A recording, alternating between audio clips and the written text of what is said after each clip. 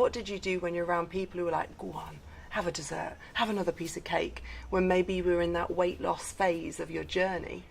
I'm quite disciplined, I can say no, because it's like I've said, I was talking to somebody today and I said, when I've been known to actually have stuff in my mouth and I've taken it out of my mouth because I've thought, no, you can't have that because it's not where you want to be. I think you've got to focus on, or I've certainly been, I had a picture of how I wanted to be.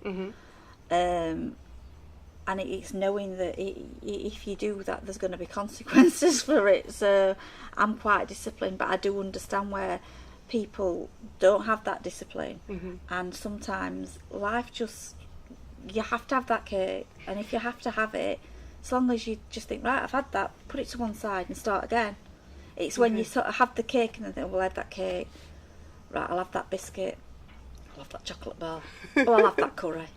And before you know it, you've spiralled out of control, and it's actually having the control to come back. So how do you think you've changed up there yourself? It's just mindset. It's, I say, knowing that I can eat the cake occasionally, providing, obviously, I go back to eating properly. Putting regular exercise in my daily routine, so I usually do about an hour a day. I get Sundays off.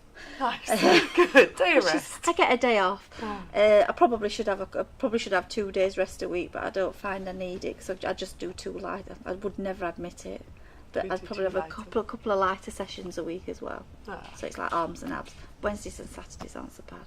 So, do you think you're a different person in the way that you think and the way that you are from when you were obese? Yeah, definitely. And how are you different? Are you happier? I'm a lot happier. I used to avoid mirrors. I hated having my photo taken. Absolutely hated it. So I came off the herbal shakes in the December, and we opened Fitness Garage in the January. I then had to sort of rebuild my metabolism, so I had to start eating real food, which everybody had a real struggle with here because it was literally every dinner time. It's like, no, you've got to eat food. Just to sort of rebuild everything, get everything working. Yeah, my weight went up, and it was at that point that I'd sort of been looking online at sort of competitions, and I'd seen the one for the IFC. This was sort of January time, early January, and I thought, if I actually put that as a goal to do that. I've got a really good colleague who works here who's worked in nutrition, and he studied at Sheffield Hallam, so he helped me with the nutrition side, and I followed sort of a plan of sort of 6 weeks where I just had to follow that plan, couldn't have a meal out. So did you find it useful to set yourself goals like looking great on your holiday and then looking amazing for the IFC championships? I think the thing for me with the IFC, it was that was sort of my finale, or what I thought was my finale. Because I wanted to sort of do something. Everybody else was doing competitions, we've got Ironman, we've got all sorts going on. Gemma does OCR. So for me, I needed a goal. Everybody seemed to have a goal, and I thought, well, I can't run, so I can't do a marathon. I'm not going to suddenly become some kind of Ironman, because that were going to be out, too much cardio. But I enjoy lifting weights. So that for me, but it wasn't about putting a bikini on and stepping on the stage, because I have struggled with high heels when I'm walking around, normally dressed, so in a bikini, that was out. I'd seen this, I used that as sort of something to work towards. We went away on holiday to Portugal in the June, and the opening, I was probably, you'd have to check, but I think I was about third person to enter. And so it came up that the entries were open, and I actually did it while I was on holiday. Oh, amazing. And then I went back to my husband and said, I've actually put myself in for that competition. He's really, what, just now, just like that? And I said, yeah, because I'm quite direct. If I'm going to do something, I'm doing it. Yeah, I can see this. Yeah, if I'm doing it, that's it. If I make my mind up, I'm doing it.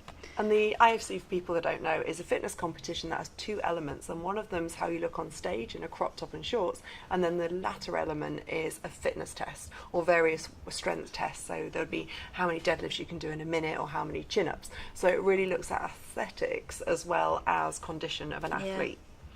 So your husband, I believe, went on this journey with you, because how much weight has he lost? He went from 17 stone, I think he's currently about 88 kilos.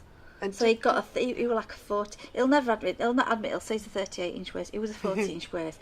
He's about a 32-inch waist. But Richard did it not just for aesthetics.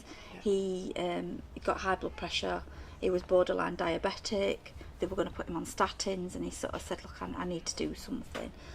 He dabbled a little bit with the shakes, but just said, that's not for me. And he sort of ate real food a little bit more. He actually did like a caveman diet. Okay. And he were really good at that. So I thought it were a bit wacky eating steak and nuts for breakfast, but hey, it worked for him. Yeah, it worked for him. Yeah.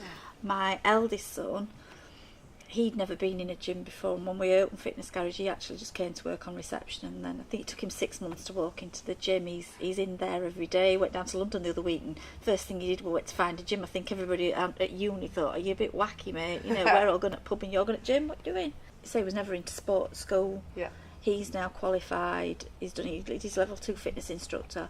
He's done his level 3 personal trainer, and he's at university studying graphic design.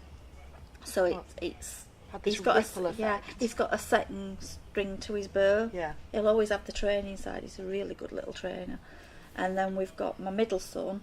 He's hopefully he's off to Loughborough in October, but he's always been sport.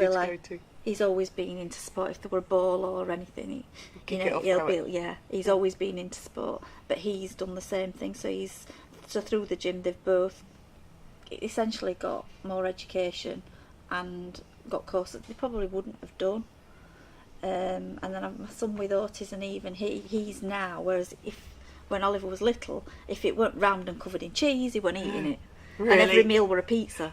But now he's starting to eat more food. He understands. I mean, it's a bit strange when you've got a child that looks at a piece of chicken and calls it protein. No, it's not. It's actually just chicken.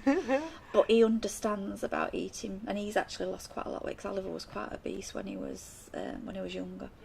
What would you say are your top tips for someone who's starting on their health, their fitness and weight loss journey? I'd put value on yourself, so put yourself first. Good nutrition, cut out processed food.